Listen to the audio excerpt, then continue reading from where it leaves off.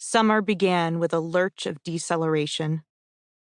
We pulled up to the terminal, and when it was finally my turn to deboard, the gap between the plane and the walkway coughed musty, hot air that smelled like fuel and roadkill.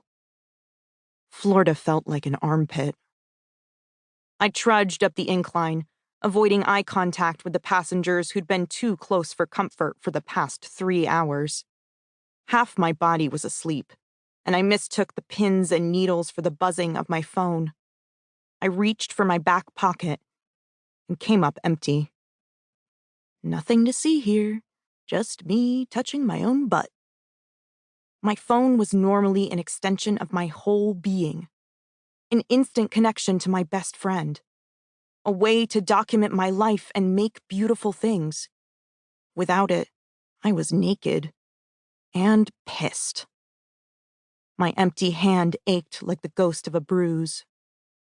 A little kid skipped ahead of me, the arms of their fuzzy Paw Patrol backpack bouncing maniacally. I didn't have that kind of energy anymore. At least, not today. Not when I was walking away from my perfectly acceptable life in Cincinnati towards someone I hadn't seen in 5 years. I kept my head down and nearly barged into a man standing in my way. When I looked up, my face heated, and my heart started jumping around. He wasn't supposed to be right here. I wasn't ready. But there he was, arms open and furry beard split by a big grin.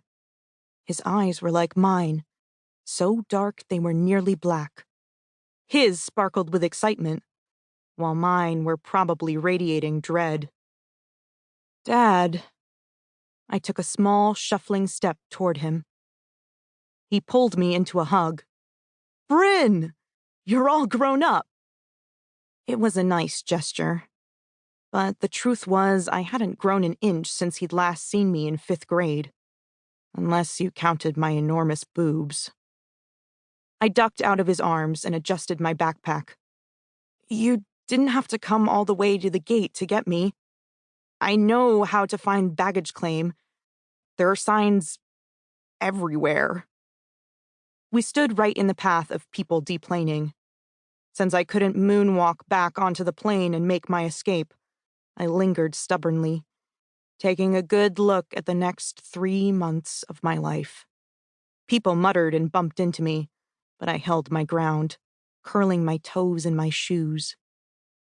I'd expected him to have a shirt with a big jumping fish on it, or rubber boots, or overalls. Especially since even his name was rugged. Hunter. But he looked like a normal guy. Beardy, suntanned cheeks. A little bit of gray peppered his curly black hair. He wore rumpled jeans and a Star Wars shirt. Was that something he genuinely liked? Or was he trying to awkwardly connect with me by co-opting geekiness? Despite the grays, his 37 looked a lot younger than my mom's 42. On her Instagram, Mom blamed her wrinkles on single parenting, bitterness buzzing between the lines. #blessed. I couldn't really blame her for being pissed when Dad had spent the last 5 years living on a houseboat in a vacation town. Meanwhile, Mom put up with a daily commute and a daughter with a growing list of diagnoses. My banishment from the state of Ohio for the summer was supposed to be about my mental health, but I couldn't help wondering if it had more to do with Mom needing a break. From me. A sick emptiness spread behind my ribs.